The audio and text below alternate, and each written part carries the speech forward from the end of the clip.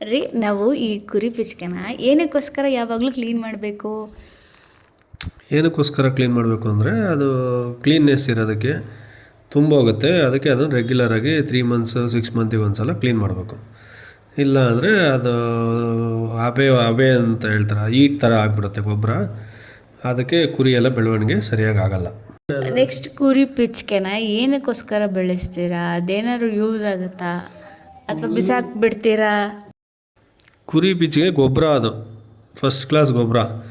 ಆ ಗೊಬ್ಬರನ ನಾವು ತೋಟಕ್ಕೆ ತಗೊಂಡೋಗಿ ಹಾಕತ್ತೀವಿ, ಸೇಲ್ ಮಾಡ್ತಾರೆ ತೋಟ ಏನೂ ಇಲ್ಲ ಅಂದವರು. ಈಗ ನಮಗೆ ತೋಟ ಇರೋದ್ರಿಂದ ನಾವು ನಮ್ಮ ತೋಟಕ್ಕೆ ಬಳಸ್ಕೊತೀವಿ.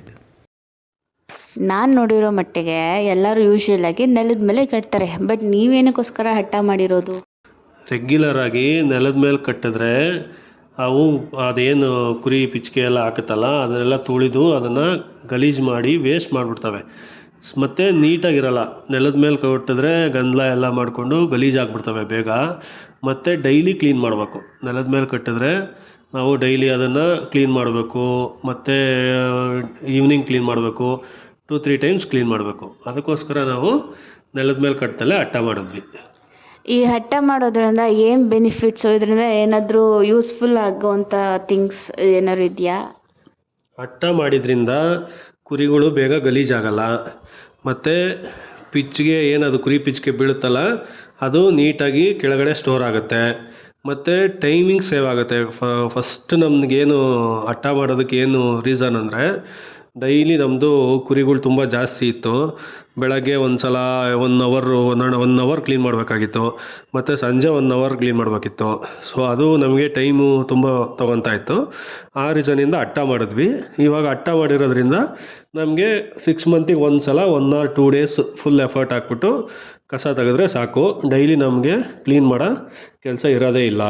ಅದರಿಂದ ಹಠ ಮಾಡಿದ್ದು ನಾವು ಆ ಐಡಿಯಾ ಯೂಸ್ ಮಾಡಿ. ಸೊ ನೀವು ಈ ಹಠ ಮಾಡೋ ಐಡಿಯಾನ ಬೇರೆಯವರಿಂದ ನೋಡಿ ಕಲ್ತಿದ್ದ ಅಥವಾ ನೀವೇ ಏನಾದ್ರು ಓನಾಗಿ ಮಾಡಿ? ನಾವು ಹಠ ಈಗ ರೆಗ್ಯುಲರಾಗಿ ಅವಾಗೆಲ್ಲ ಕೊರೋನಾ ಬಂತಲ್ವ, ಕೊರೋನಾ ಟೈಮಲ್ಲಿ ಎಲ್ಲ ಬ್ಯಾಕ್ ಟು ಊರುಗಳು ನೇಟಿವ್ ಆದಾಗ ಎಲ್ಲರೂ ಹಠ ಮಾಡೋದು, ಕುರಿ ಸಾಕಣೆ, ಮೇಕೆ ಸಾಕಣೆ ಅದು ಇದೆಲ್ಲ ಮಾಡ್ತಿದ್ರು. ಬಟ್ ನಮ್ಮದು ಕುರಿ ಸಾಕಣೆ ನಮ್ಮ ತಾತನ ಕಾಲದಿಂದ ತಲೆತಲಾಂತರದಿಂದ ಬಂದಿದೆ. ನಮ್ಮ ಫಸ್ಟಿಂದನೂ ನಮ್ಮ ಮನೆ ಕುರಿ ಸಾಕ್ತಾಯಿದ್ರು. ನಮ್ಮ ತಾತ, ನಮ್ಮ ಮುತ್ತಾತ, ನಮ್ಮಪ್ಪ ಅವ್ರ ಕಾಲದಿಂದನೂ ಕುರಿ ಇತ್ತು. ಸೊ ಅದೇ ಕುರಿ ಜಾಸ್ತಿ ಆಯಿತು. ಕೊರೋನಾದಲ್ಲಿ ಸೇಲ್ ಮಾಡೋದು ಎಲ್ಲ ಸ್ವಲ್ಪ ಕಮ್ಮಿ ಆದಾಗ ಕುರಿಗಳೆಲ್ಲ ನಮ್ಮದೊಂದು 50, 60, 80 ಕುರಿ ಆಗೋಗ್ಬಿಡ್ತು. ಸೊ ಕ್ಲೀನ್ ಮಾಡೋದೆಲ್ಲ ಕಷ್ಟ ಆಗ್ತಿತ್ತು. ಆವಾಗ ಈ ಟ್ರೆಂಡ್ ಓಡ್ತಾ ಇತ್ತು, ಎಲ್ಲ ಹಠ ಮಾಡೋದು, ಮಾಡ್ರನ್ನಾಗಿ ಮಾಡೋದು, ಆ ಥರ ಎಲ್ಲ. ಬಟ್ ನಮ್ಗೆ ಅಷ್ಟೆಲ್ಲ ಬಜೆಟ್ ಇರಲಿಲ್ಲ. ಸೊ ನಾವೇನು ಮಾಡಿದ್ವಿ, ಆವಾಗ ನಮ್ಮ ಹತ್ರ ಮರಗಳಿತ್ತು. ಆ ಮರಗಳನ್ನೇ ಕಟ್ ಮಾಡಿ ಅದನ್ನೇ ನಾವು ಕೊರೋನಾದಲ್ಲಿ ನಾವೇ ಎಲ್ಲ ಯೂಸ್ ಮಾಡಿಕೊಂಡು ಹೋಗಿ ಮರಗಳನ್ನೆಲ್ಲ ಕಟ್ ಮಾಡಿಸ್ಕೊಂಬಂದು ನಾವೇ ಹಠನ ರೆಡಿ ಮಾಡಿದ್ವಿ. ಯಾರು ಕಾರ್ಪೆಂಟ್ರು, ಮೇಸ್ತ್ರಿ ಯಾರೂ ಇರಲಿಲ್ಲ. ಆವಾಗ ನಾನು, ನಮ್ಮ ಅಪ್ಪ, ನಮ್ಮ ಅಣ್ಣ ಎಲ್ಲ ಸೇರಿಕೊಂಡು ನಾವೇ ಹೋಗಿ ಮಿಷಿನಲ್ಲಿ ಕಟ್ ಮಾಡಿಸ್ಕೊಂಬಂದು, ನಾವೇ ಡ್ರಿಲ್ಲಿಂಗ್ ಮಿಷಿನು, ಕಟ್ಟಿಂಗ್ ಮಿಷಿನು ಎಲ್ಲ ನಮ್ಮ ಹತ್ರನೇ ಇತ್ತು, ಇನ್ಸ್ಟ್ರೂಮೆಂಟ್ಸು. ಅದನ್ನೆಲ್ಲ ಯೂಸ್ ಮಾಡಿಕೊಂಡು ನಾವೇ ಹಠ ಮಾಡಿ ಅದನ್ನು ಕೊರೋನಾ 2021-20 ಯೂಸ್ ಮಾಡ್ತಾಯಿದ್ದೀವಿ. ನೀವು ಈ ಹಠ ಮಾಡೋದಕ್ಕೆ ಎಷ್ಟು ಎಕ್ಸ್ಪೆನ್ಸ್ ಮಾಡಿರ್ಬೋದು? ಎಕ್ಸ್ಪೆನ್ಸ್ ಎಲ್ಲ ಲೆಕ್ಕ ಹಾಕಿಲ್ಲ ಆವಾಗ. ಇಲ್ಲ, ಎಕ್ಸ್ಪೆನ್ಸ್ ಏನೂ ಇಲ್ಲ ಆ್ಯಕ್ಚುಲಾಗಿ. ಮರ ಎಲ್ಲ ನಮ್ಮದೇ ಇತ್ತು, ಅದನ್ನು ನಾವೇ ಕಟ್ ಮಾಡಿದ್ವಿ, ನಾವೇ ಟ್ಯಾಕ್ಟ್ರಲ್ಲಿ ತುಂಬ್ಕೊಂಡ್ವಿ.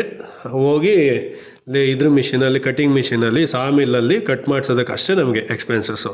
ಅದೆಲ್ಲ ಏನಂದ್ರೆ ಒಂದು 10,000 5,000 ಒಳಗಡೆ ಆಗೋಗಿತ್ತು. ಆಮೇಲೆ ತೊಗೊಂಬಂದ್ವಿ, ನಾವೇ ಎಲ್ಲರೂ ನಿಂತ್ಕೊಂಡು ಹಠ ಮಾಡಿದ್ವಿ. ಅದು ಹಂಗೆ ಅದನ್ನು ಯೂಸ್ ಮಾಡ್ತಾಯಿದ್ವಿ ಅದನ್ನು ಅಷ್ಟೇ.